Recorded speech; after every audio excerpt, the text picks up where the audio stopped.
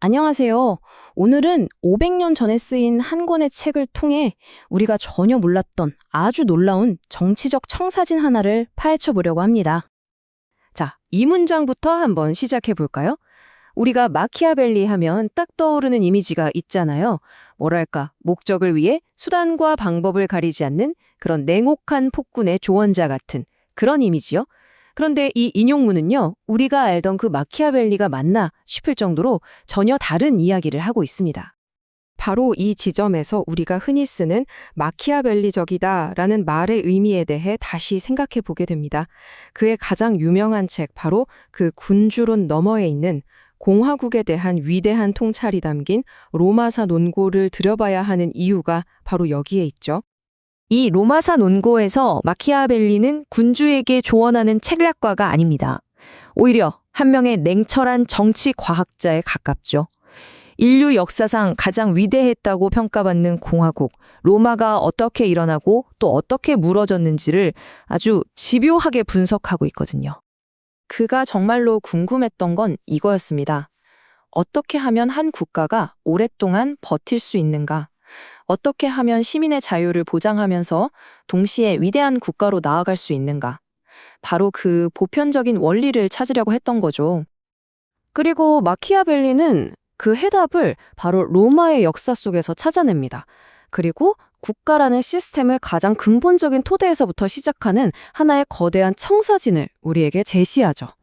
우선 첫 번째 형태는 아시다시피 왕이나 군주, 딱 한 사람이 모든 걸 통치하는 군주정입니다. 그리고 두 번째는 소수의 귀족이나 엘리트 계층이 다스리는 귀족정이 있고요.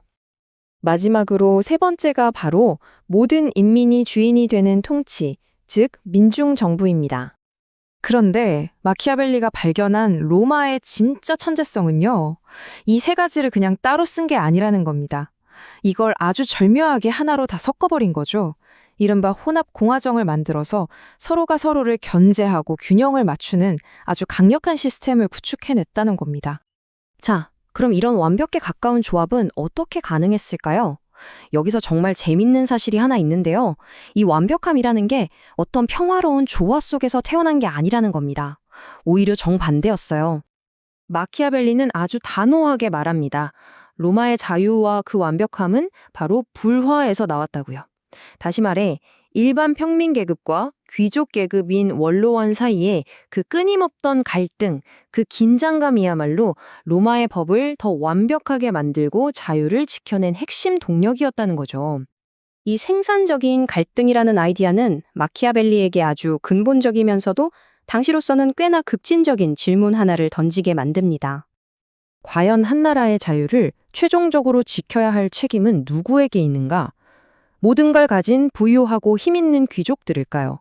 아니면 평범한 대다수의 사람들, 즉 인민일까요? 자, 이 표를 보시면 논쟁의 핵심이 아주 명확하게 보입니다.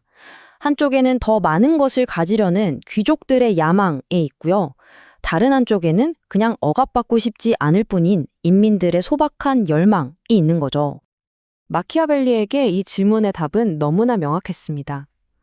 자유를 빼앗아서 무언가를 얻으려는 욕심이 훨씬 적은 쪽, 바로 인민이야말로 자유를 지키는데 훨씬 더 안전하고 믿을 만한 수호자라는 결론에 이른 거죠. 그리고 마키아벨리는 국가를 운영하는 아주 현실적인 도구들도 분석하는데요. 그중 하나가 바로 종교입니다. 그는 종교를 어떤 신성한 믿음의 영역이 아니라 국가 통치에 얼마나 유용한가 하는 정치적 도구의 관점에서 바라봅니다. 실제로 로마의 지도자들은 이걸 정말 잘 활용했습니다. 여러 종교적인 의식이나 신의 예언, 심지어는 기적처럼 보이는 현상까지도 아주 능숙하게 이용해서요, 군대를 통솔하고 사람들을 하나로 묶고 또 사회 질서를 유지하는 데 써먹었던 거죠. 예를 들어 이런 일화가 있습니다. 로마 병사들이 적진에서 가져온 유노 여신상에게 저희와 함께 로마로 가시겠습니까? 라고 물었는데 그 순간 여신상이 고개를 끄덕였다고 믿었다는 이야기인데요. 카밀로스 같은 지도자는 바로 이런 믿음을 이용해서 자신의 정치적, 군사적 목표를 이루어냈던 겁니다. 하지만 아무리 완벽한 청사진이 있다고 해도 그것만으로는 부족합니다. 왜냐하면 지도자란 언제나 두 가지 거대한 힘과 싸워야 하기 때문이죠. 성공적인 국가가 되려면 한 치 앞을 알 수 없는 운명의 물결, 즉 포르투나를 헤쳐나가기 위한 지도자의 역량, 비르투가 반드시 필요합니다. 여기서 비르투는 단순히 용기만을 뜻하는 게 아니라 상황을 꿰뚫어보고 결단력 있게 행동하는 모든 능력을 포함하는 개념이죠. 이게 무슨 뜻일까요? 결국 우리가 운명이라는 거대한 흐름 자체를 막을 수는 없다는 겁니다. 하지만 그 흐름 안에서 최선의 방향으로 나아가기 위해 끊임없이 노력하고 시대의 변화에 맞춰 적응해야만 한다는 거죠. 마키아벨리는 여기서 공화정이 왜 뛰어난지를 다시 한번 보여줍니다. 하니발의 기세가 하늘을 찌를 때는 파비우스처럼 신중하게 시간을 끄는 전략이 필요했고, 반대로 결정적인 승리가 필요할 때는 스키피오처럼 과감하게 밀어붙이는 리더십이 필요했죠. 이렇게 시대와 상황에 맞는 다양한 리더를 쓸 수 있다는 것, 이게 바로 한 가지 스타일에 갇힌 군주보다 공화정이 뛰어난 이유라는 겁니다. 그런데 어렵게 얻은 그 자유를 지키는 일은 때로 끔찍할 정도로 현실적이어야 합니다.